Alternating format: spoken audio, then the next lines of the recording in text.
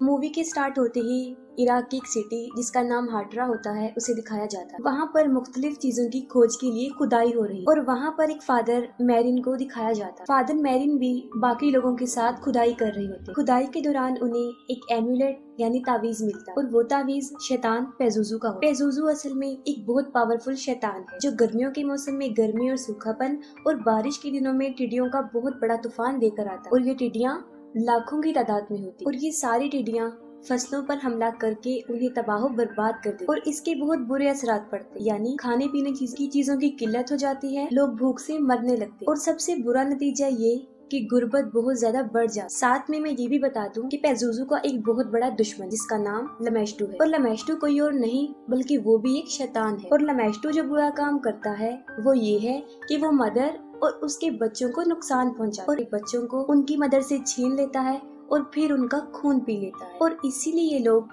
पेजुजू का सहारा लेते हुए माँ और बच्चे को लमेस्टू से दूर रखते। हालांकि पेजुजू भी एक शैतान है लेकिन लोग उसे अपनी हिफाजत के लिए यूज करते हैं, उसका सहारा लेते क्योंकि वो दूसरे शैतान लमेस्टू से उनको बचा कर रखता है। फिर फादर मैरिन को दिखाया जाता है ऐसी जगह पर पहुंचते हैं जहां उन्हें पेजुजू का स्टैचू मिलता है और वहां पर दो डॉग भी होते हैं जो उस वक्त आपस में लड़ रहे होते हैं और वो इस बात का इशारा होता है कि दो शैतान आपस में लड़ रहे हैं, दोनों शैतान यानी पेजुजू और लमेस्टू। इसके बाद जॉर्ज टाउन दिखाया जाता है और वहाँ पर क्रिस मैकनील को दिखाया जाता है जो मूवी में एक एक्ट्रेस का रोल प्ले कर रही है और अपने डायरेक्टर वर्क की एक मूवी जो स्टूडेंट्स के ऊपर बनाई गई है उसमें काम कर रही है। क्रिस की एक 12 साल की बेटी रीगन होती है। क्रिस एक बहुत फेमस एक्ट्रेस होती है जिसके पास शोहरत दौलत दुनिया की हर चीज होती है। नेक्स्ट सीन में दिखाया जाता है कि दोनों माँ और बेटी एक दूसरे के साथ होती है। क्रिस को अपनी बेटी के टॉयज में एक ओजा बोर्ड मिलता है। क्रिस अपनी बेटी से उस बोर्ड के बारे में पूछती है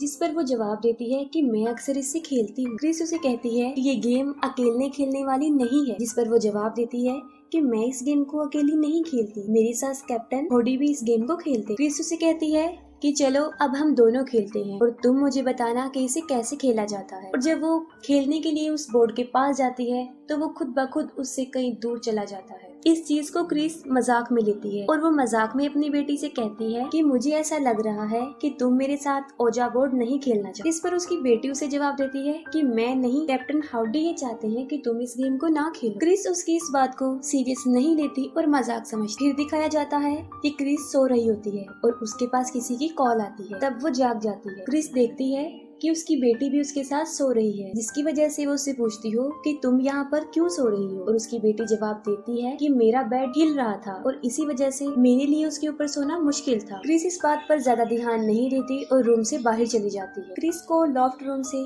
कुछ आवाजें सुनाई देती और ये आवाजें वो पहले भी सुनती रहती थी। वो अपर फ्लोर पर जाकर देखती है लेकिन वहाँ पर उसे कुछ भी नजर नहीं आता। अगले दिन क्रिस रीगन को एक डॉक्टर के पास लेकर जाती है और जब डॉक्टर उसका चेकअप कर रहा होता है तब वो डॉक्टर के साथ बहुत मिसबिहेव करती है और उसे काफी बुरा भला कहती है। डॉक्टर क्रिस को बताते हैं कि उसकी बेटी को नर्व प्रॉब्लम हो गई है जिसकी वजह से उसका टोन हाइपर हो गया है और अब उसे ज्यादा गुस्सा आता और आगे जाके ये चीज डिप्रेशन में बदल जाती, जिस पर क्रिस डॉक्टर को बताती है कि उसकी बेटी को किसी किस्म की भी कोई प्रॉब्लम नहीं है। जिस पर डॉक्टर उसे कहता है कि रीगन के फादर उसके साथ नहीं रहते और ना ही कभी उन्होंने इसके साथ कांटेक्ट किया है, शायद यही वजह हो सकती है जिसकी वजह से वो टेंशन में है। इसके बाद फादर कैरिस को दिखाया जाता है। फादर कैरिस की मदर को उसके भाई किसी मेंटल हॉस्पिटल में एडमिट करवा देता है और इस बात को लेकर कैरिस की मदर बहुत ज्यादा सैड हो जाती है। उनकी मदर एक बूढ़ी औरत होती है जिनका पाँव फ्रैक्चर होता है और वो किसी भी डॉक्टर को अपना ट्रीटमेंट करने नहीं दे रही और उन्हें यहाँ पर एडमिट करवाने की वजह भी यही होती है।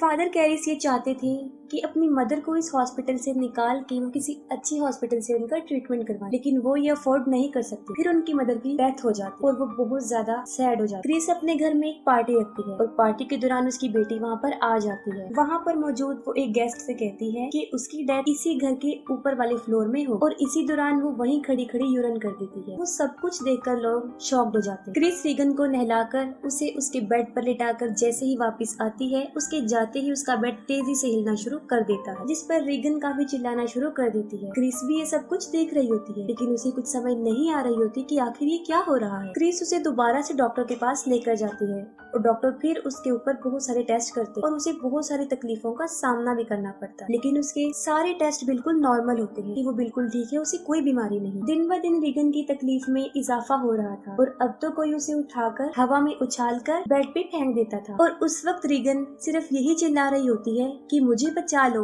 वरना मैं मर जाऊंगी, लेकिन क्रिस कुछ भी नहीं कर पाती और देखते ही देखते रीगन पोजेस हो जाती है और डॉक्टर के कंट्रोल से भी बाहर हो जाती है। वो उसे नींद का इंजेक्शन देकर गहरी नींद सुला देता है। क्रिस जब डॉक्टर से घर वापस आती है तब उसे पता चलता है कि उसके डायरेक्टर बर्क छत से गिरकर मर गए हैं और उस वक्त बर्क रीगन के पास ही होता है। वो इसलिए होता है ताकि वो अकेली ना रहे।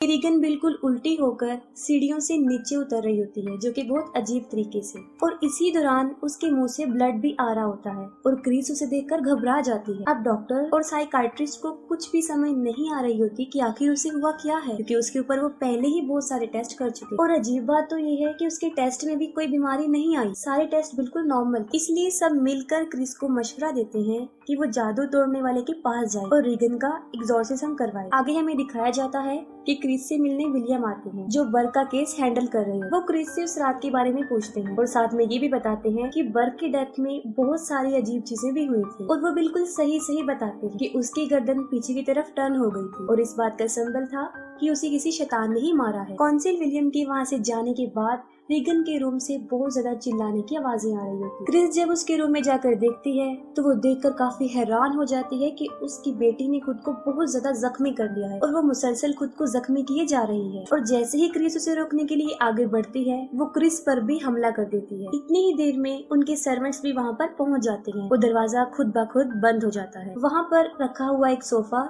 खुद ब खुद मूव होकर दरवाजे के पास आता है और उसे मजबूती से बंद कर देता है और रूम में रखी हुई अलमारी भी खुद ब खुद मूव होकर क्रिस पर गिरने लगती है, लेकिन ठीक वक्त पर क्रिस वहाँ से हट जाती है और खुद को बचा लेती है। उसी वक्त उसकी बेटी अपना सर पूरी तरह टर्न करके पीछे कर लेती है, जो कि एक बहुत अजीब चीज थी। ये कोई नॉर्मल बात नहीं थी। रीगन बर्क की आवाज में क्रिस को कहती है कि देखो तुम्हारी कैरेक्टरलेस बेटी ने मेरे साथ क्या किया है। ये सुनकर क्रिस फौरन समझ जाती है कि बर्क को भी उसी शैतान ने ही मारा है और रीगन पर किसी शैतान का बहुत बुरा साया है और रियलिटी भी यही होती है। रीगन को किसी शैतान ने पोजेस कर लिया होता है। जब क्रिस को इस बात का पता चल जाता है तो वो फादर कैरिस से मिलती है और वो रिक्वेस्ट करती है कि वो उसकी बेटी पर एग्जॉर्सिज्म करे, लेकिन फादर कैरिस पहले तो इस बात के लिए मना कर देते हैं, लेकिन क्रिस के बहुत ज्यादा इंसिस्ट करने पर वो इस बात के लिए एग्री हो जाते हैं। जब फादर कैरिस रीगन के पास जाते हैं उस वक्त वो शैतान बुरी तरह रीगन के ऊपर हावी हो चुका होता है और रीगन का शैतान कैरिस की मदर की डेथ के बारे में उसे बहुत ज्यादा इरिटेट करता है। वो सोचता है कि रीगन को मेरी मदर की डेथ के बारे में कुछ भी नहीं पता था और उसने बिल्कुल सही बताया है, तो उसे इस बात का यकीन हो जाता है कि क्रिस बिल्कुल ठीक कह रही है। लेकिन यहाँ पर मसला ये था कि एग्जॉर्सिज्म के लिए चर्च से परमिशन लेना पड़ती है, जिसके लिए चर्च को ये प्रूफ देना होता है कि जिसके ऊपर एग्जॉर्सिज्म करने वाले हैं उसके ऊपर वाकई किसी शैतान का साया है। रीगन की बॉडी पर ये भी लिखा होता है हेल्प। रीगन की कुछ बातों का कैप्चर होना और क्रिस का फादर कैरिस को ये बताना कि बर्क की डेथ भी ऐसे ही हुई है। ये जानते ही फादर कैरिस को इस बात पर मुकम्मल यकीन आ जाता है कि वाकई रीगन को किसी शैतान ने पोजेस कर लिया है। फादर कैरिस रीगन की रिकॉर्ड की हुई आवाज को सुनते हैं और उस रिकॉर्डिंग में वो फादर मैरिन का भी नाम ले रही होती है। दूसरी तरफ फादर कैरिस चर्च से एग्जॉर्सिज्म करने की परमिशन तो ले लेते हैं, लेकिन चर्च उनके साथ किसी एक्सपीरियंस फादर यानी जिन्होंने पहले भी एग्जॉर्सिज्म कर लिया है उन्हें साथ भेजने का डिसीजन लेते हैं और यहाँ पर चर्च फादर कैरिस के साथ फादर मैरिन को ही भेजते हैं।